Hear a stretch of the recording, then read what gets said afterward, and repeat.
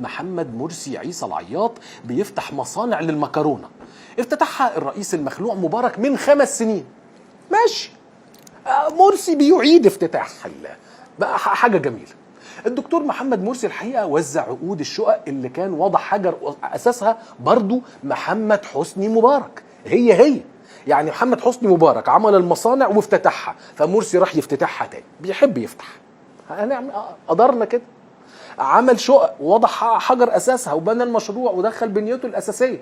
ده مش معناه ان حسني مبارك كان ملاك بجناحين زي ما قال المحامي بتاعه على الاطلاق، والا ما كانتش قامت ثوره، وانتوا عارفين ان احنا مع الثوره جدا قلبا وقالبا. لكن يروح محمد مرسي برضه يسلم نفس العقود اللي كان عاملها حسني مبارك؟ مش كده. ما ينفعش رئيس مصر يبرشط. ما اقول ايه؟ هننزل عدي دي وخد اللي بعده. الحقيقه ان زياره الدكتور محمد مرسي كانت الحقيقه تقدروا تقولوا عليها انها كانت وش سعد على اهالي سوهاج. ليه بقى؟ لان وزاره البترول طبعا لم تدخر في وسعها وسع وخدت بعضها وراحت هوب ضخه بقى، يعني الاف ومئات الالاف من لترات السولار عشان خاطر الطوابير تختفي في محطات سوهاج. لان مش معقول الدكتور محمد مرسي يعدي يلاقي في طابور. ينفع الكلام ده؟ ابدا. لكن ده برضو ما منعش ان الكهرباء تقطع في كام حته هناك على الماشي كده. لازم تجلي معاه. الحقيقه طول عمره وش سعد يحط رجله في الحته من هنا تنور من الناحيه التانيه. لكن مفيش مشكله. زي كده الافيه بتاع زمان، اللي يظبط البنطلون تبوظ الجاكيته. بس بلاش الدكتور مرسي هو بيظبط البنطلون. الزياره اللي وش السعد ادت الى مواجهات ما بين المواطنين بتوع سوهاج واللي كانوا عاوزين يحضروا كلمه الدكتور محمد مرسي في الاستاد. قيل انه الكثيرين من ابناء ينتمون الى التيار الاسلامي راحوا وتم منعهم. لمين بقى؟ لصالح رموز من الحزب الوطني والامن الوطني اللي كان ليهم الافضليه في الدخول. وهنا بدات تظهر مجموعه اشتباكات، والاشتباكات كما جرت العاده اينما وطئت قدم مرسي داخل اي مدينه او محافظه في مصر تبقى ما بين مؤيد لمرسي ومعارض لمرسي. ده جانب من الحاجات اللي حضراتكم احنا بنتكلم عنها. شايفين دلوقتي هذا التجمهر، يعني جماهير الحقيقه غافيره جايه تحتفي بالدكتور محمد مرسي. ولا تحتفي بحاجه. لو انتوا ركزتوا في الاشارات بتاعه اليد هتعرفوا ان الاشارات رافضه مستاءه مش عاجبها.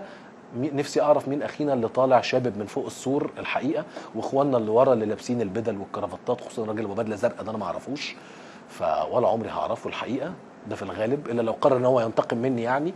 بس وفي حد لابس بدله ميري هناك، رتبه هو من الرتب الداخليه العظيمه الهمامه.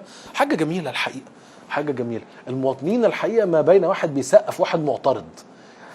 الحقيقه الدكتور محمد مرسي نجح في الحاجتين، في شق الصف المصري وفي توحيد المعارضه. ده اللي بيعمله الدكتور محمد مرسي بشكل يومي.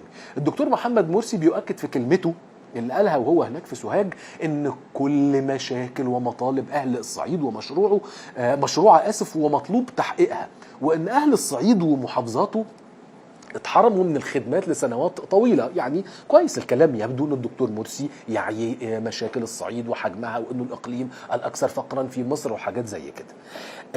وانه هو بيعد انه سوف يعيد الحقوق الى اصحابها. لكن في حاجة غريبة قوي. الدكتور محمد مرسي لو تتذكروا كان عنده فترات كده، كانت مرحلة بتاعت بالحب وبالحضن، وكله بالحب وهنحتضن وهنحضن. المرة دي هو بيستخدم كلمات عاطفية برضه، وهو بيوجهها للجمهور المصري. وانا ذهني بصراحة قاعد عمال يودي ويجيب، وانا بني ادم حسن النية سيء الظن.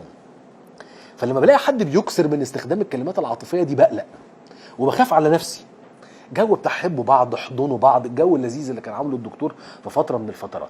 هتلاقي انه نفس هذا الجو الحقيقه عمله مع بورسعيد، اللي هو كان شايف ان فيها بلطجه، واللي اعلن فيها حاله الطوارئ زيها زي اسماعيليه والسويس. لو تتذكروا يوم 27 يناير في خطاب الصباع الكبير، وقتها قعدنا نتكلم ونقول له مش بصباعك يا مرسي، ما يصحش يا مرسي. نرفع الالقاب مع الاحترام للجميع، مش دي القصه. المهم ان هو شايف ان هو لازم يعبر لهم عن حجم الحب والموده الموجهة لأهالي بورسعيد.